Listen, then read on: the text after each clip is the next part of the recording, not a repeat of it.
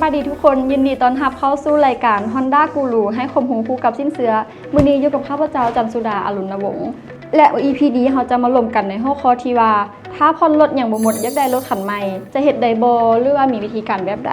โดยและมื้อนี้เราอยู่กันกับตัวแทนจากบริษัท IM ลาวเซาสิ้นเสือสบายดีโดยสบายดีข้าพเจ้าเองมีชื่อว่าท้าวสมเคนไซยังซิดเนาะหรือว่าเคนเป็นพนักงานอยู่บริษัท IM ลาวเซาสินเสือตำแหน่งพนักงานบริการลูกค้าเนาะวันนี้รู้สึกดีใจหลายเนาะที่ว่าจะมาให้ความรู้เนาะเกี่ยวกับรถเนาะให้แก่ทานผู้ชมฟังใน EP นี้โดยตามหัวข้อที่เราบอกไปเมื่อกี้เลยเนาะเจ้าถ้าเรายังผ่อนรถคันเก่าอยู่สามารถเทิร์นเป็นเงินดาวคันใหม่ได้บ่โดย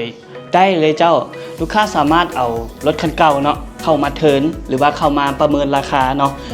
เพื่อเป็นส่วนต่างในการมาวางแผนผ่อนคันใหม่ได้เลยเจ้าโดยแปลว่าถ้าผ่อนบ่หมดก็สามารถผ่อนเป็นคันใหม่ได้เนาะแม่นได้เจ้าโดยแล้วถ้าเขายังปิดยอดคันเก่าก่อนเนี่ยจะมีวิธีการแบบใดโดย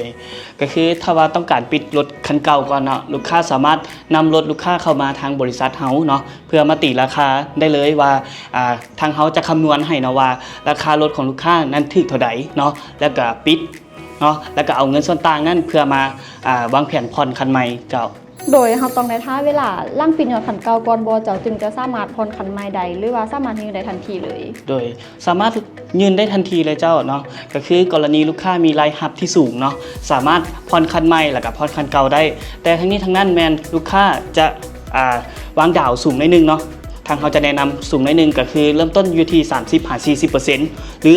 50% ครึ่งนึงของมูลค่ารถจะแพงดีเนาะตัวนี้แสดงว่าใดเนาะเจ้าแต่ว่าต้องวางดาวสูงกว่าแม่นแล้วเจ้า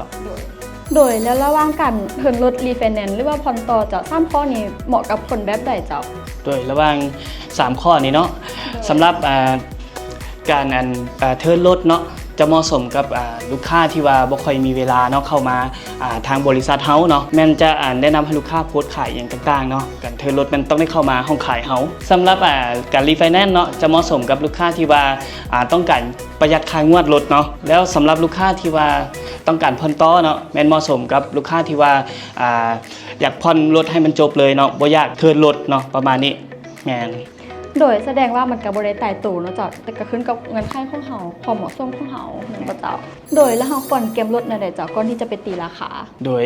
สำหรับลูกค้าเนาะก่อนที่จะเอาไปเทิร์นหรือว่าตีราคารถเนาะทางลูกค้าควรเก็บรถก็คือ1ทำความสะอาดรถก่อนเนาะ2ก็คือควรเช็คว่าเอกสารรถนั้นมีครบหรือบ่เนาะก็คือหนังสือรถเนาะทะเบียนรถค่าทางค่าอย่างต่างๆประกันภัยเนาะและที่สำคัญก็คือควรเอาเครื่องส่วนตัวเนาะอยู่ในรถนั้นออกซะก่อนเนาะก่อนจะเอาไปเทิร์นโดยแล้วช่วงเวลาใดเจ้าที่เหมาะกับการขายหรือว่าเทิร์นรถจะได้ราคาดีที่สุดเจ้าโดยสำหรับช่วงเนาะเวลาเทิร์นหรือว่าขายรถที่ว่าดีที่สุดนี่เขาจะแนะนำว่าช่วงต้นปีกับท้ายปีเนาะเพราะว่าช่วงนั้นจะมีโปรโมชั่นเนาะจาก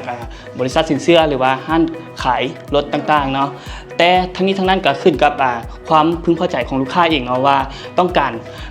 เทิร์นรถในช่วงเวลาใดแสดงว่าต้นปีกับท้ายปีจะมีโปรโมชั่นไล่หนึ่งบ่เจ้าโดยแล้วถ้ากรณีที่เทิร์นรถแล้วราคาติดลบเด้เจ้าตัวนี้เราควรเฮ็ดจังได๋เจ้าโดยสำหรับการเทิร์นรถแล้วเนาะการประเมินราคาเนาะในเบื้องต้นว่ามันติดลบเนาะตอนนี้มันขึ้นกับลูกค้าเส้นกันเนาะว่าพึงพอใจกับราคาที่ว่าส่วนต่างที่เขาตีมาหรือบ่เนาะหรือถ้าว่าราคาที่เขาตีมาแล้วลูกค้าบ่พึงพอใจนี่แม่นเขาจะแนะนำให้ลูกค้าว่ารอท่าชะลอก่อนเนาะชะลอไปก่อนถ้าว่าโอเคราคารถนั้นตีราคามาแล้วโอเคกับลูกค้าที่ว่าต้องการเนาะแม่นสามารถเทิร์นได้เลยสามารถเทิร์นได้เลยเนาะเจ้าโดยแล้วถ้าเขามีคันเก่าอยู่แล้วอยากได้รถคันใหม่ตัวนี้สามารถแนะนำได้บ่เจ้าว่าจะแนะนำคันใดที่จะสามารถผ่านได้ง่ายโดยก็คือเขาบอกเนาะเขาแนะนำก่อนหน้านี้ก็คือถ้าว่าลูกค้าอยากได้คันใหม่แมนสามารถเลือกได้เลยเนาะแต่ว่าการเอาคันใหม่นี่แมนลูกค้าต้องได้วางดาวสูงนิดนึงเนาะประมาณ 30-40% เนาะหรือว่าอาจจะครึ่งนึงของมูลค่ารถเนาะจะเฮ็ดให้ผ่านง่ายแต่เขาจะแนะนำหน่อยนึงว่าควรจะเลือกรถอยู่ใน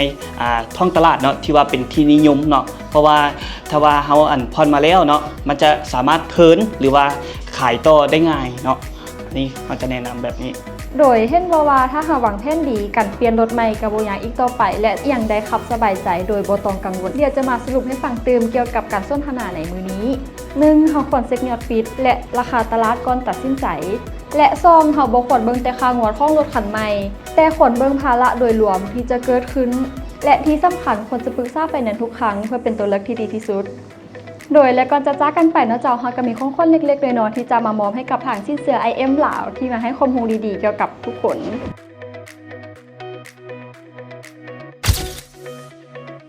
และฝากทุกคนติดตามกันต่อว่า EP ต่อไปเขาจะมาโอลมเรื่องหยังกันสำหรับมื้อนี้สบายดี